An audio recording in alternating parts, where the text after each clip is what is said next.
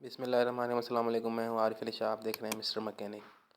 Weaver आज हमारे पास 20 ampere का चाइना का डबल मोसफेट डबल सप्लाई वाला बैटरी चार्जर है, जो कि इसकी मोसफेट सप्लाई जो है वो बिल्कुल ब्लास्ट हो चुकी है। बिल्कुल फटे हुए हैं मोसफेट दोनों इसके। तो ये देखिए इसकी कंडीशन, रेजिस्टेंस भी जली हुई है इसकी। ये बॉडी में से हमने पहले खोला हुआ है, क्योंकि वीडियो के दौरान खोलते हैं तो वीडियो ज़्यादा लंबी हो जाती है। तो ये देखिए मोसफेट वगैरह, रेजिस्टेंस वगैरह इसकी जली हुई हैं और ये इसकी हालत काफ़ी बेकार हो चुकी है। ऊपर से साफ़ किया हुआ नहीं है जिसने भी पहले रिपेयर किया है ये।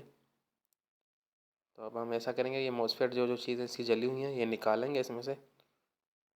इनकी जगह पर ये मॉसफेट है हमारे पास के 3568, ये हम लगाएंगे। आप चाहें तो इसमें दूसरे नंबर भी लगा सकते हैं। कोई भी मॉसफेट हो, यानी कि 10 एम्पेयर से ऊपर का ही हो, जो भी आप लगाएं।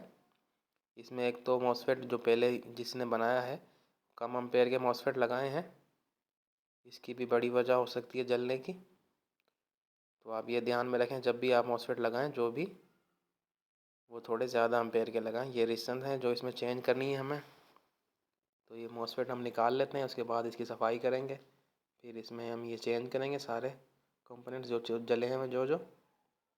ये देखिए कंडीशन इनकी, ये बिल्कुल ही दो टुकड़े हुए हैं इसके। अब ये देखिए इसके नंबर शायद कैमरे में साफ ना नजरें, लेकिन ये 6N60 है, यानी कि 6 एम्पेयर 600 वोल्ट का, यानी कि बहुत कम है ये। कम से कम 10 से 12 एम्पेयर का मॉसफेट इसमें होना चाहिए एक। ये देखिए ये दोनों सेम नंबर के ही हैं, 6N60,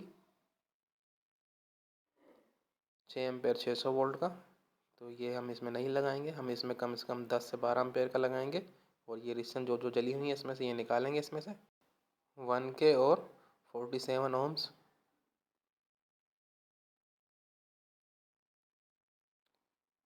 और ये जो जहाँ पे लगेगी मैं उसकी भी मार्किंग कर दूँगा, आपने कौन सी कहाँ पे लगानी है रिसन।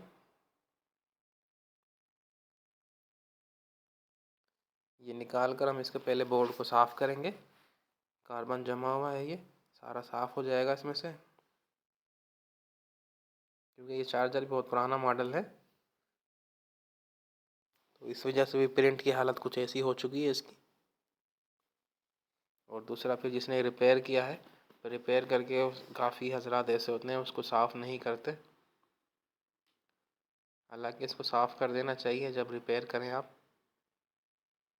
पेट्रोल से या थिनर हो आपके पास।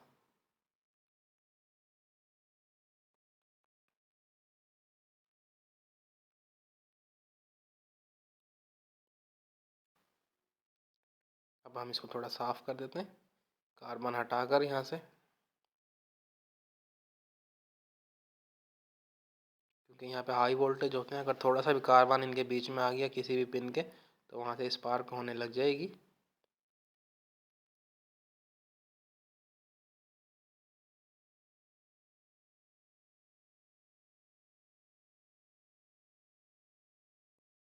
व्यूवर्स, अगर वीडियो पसंद आ जाए तो वीडियो को प्लीज़ लाइक कर दें।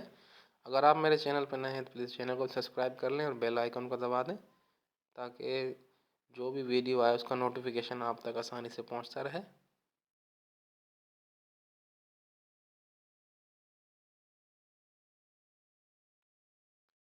तो ये देखिए अब इसकी कंडीशन, अब ये थोड़ा सा बेहतर हो गया पहले से।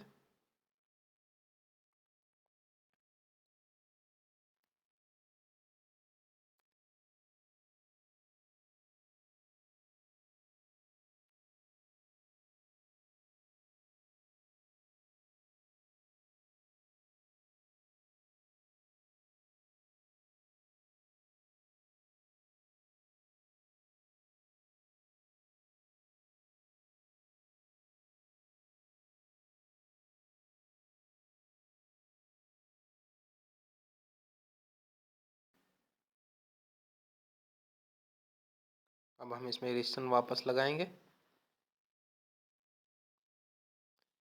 पहले हम लगाएंगे 1K की,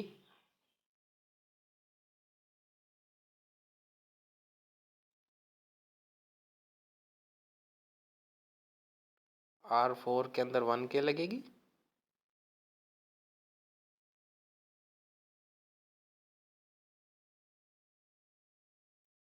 और R2 के अंदर भी 1K लगेगी।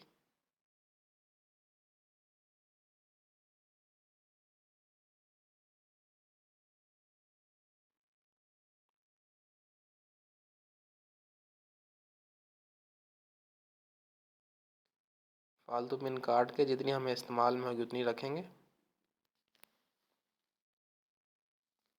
अब दूसरी उसके बाद R3 47 ohms,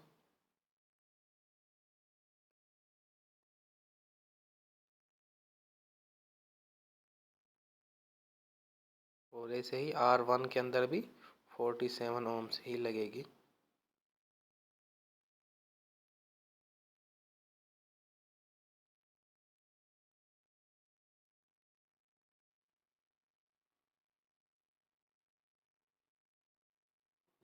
ये इसकी प्रिंट के जो सुराख हैं वो बंद हुआ हुआ है, कोई चीज़ फंसी हुई है इसके अंदर, इस वजह से रिस्टन इसकी पिन नहीं जा रही अंदर।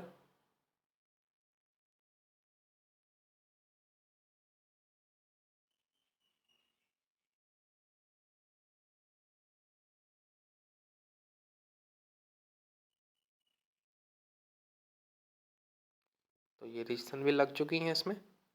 अब इनको शोल्ड कर देते हैं।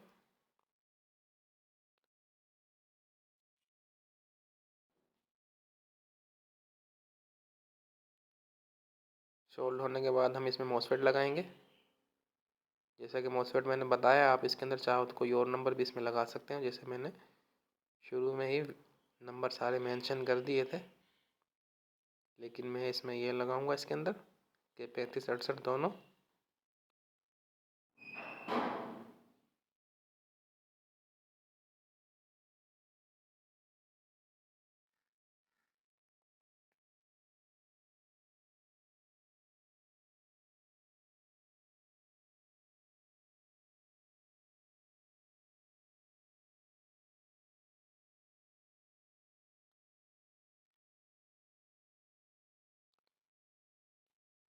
ये देखिए मॉसफेट भी लग चुका है। अब इन्हें शोल्ड कर देंगे और फालतू पिन इनकी काट देंगे ताकि आपस में टकराए ना ये।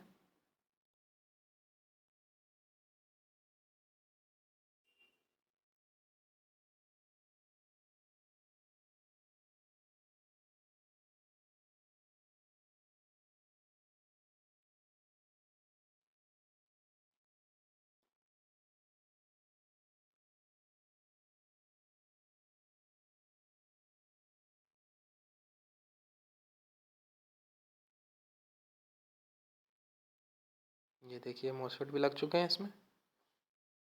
अब दोबारा से इसको थोड़ा साफ कर देंगे।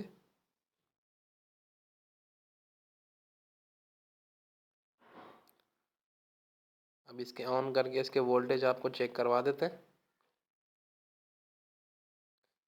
इसके जलने की वजह यही थी कि मॉसफेट इसमें कम एम्पेयर के लगे हुए थे, जिसकी वजह से ये सप्लाई इसकी शॉर्ट हो गई थी।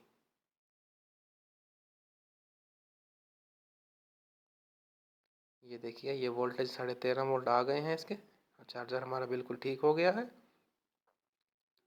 और दूसरी आपको थोड़ी सी ये बता देता हूँ कि अगर आपके पास फिर भी ये मसला ना हल हो मॉसफेट लगाने के बाद, तो फिर इसकी क्या चीज़ हमने चेंज करनी होगी।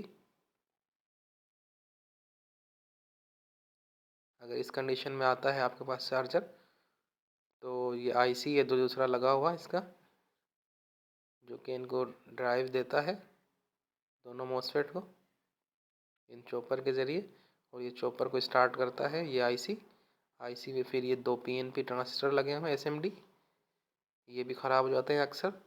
और उसके बाद ये आईसी भी ख़राब हो जाता है। और ये 104 नंबर का पीएफ है, ये भी ख़राब हो जाता है, तब भी ये मसला आता है। लेकिन अमूमन इसके ये ट्रांजिस्टर भी ख़राब हो जाते हैं एसएमडी के, जो कि इसके नहीं हुए, इस वजह से ये ऑन हो गया है। अगर ये ख़राब होते तो ये ऑन नहीं होता।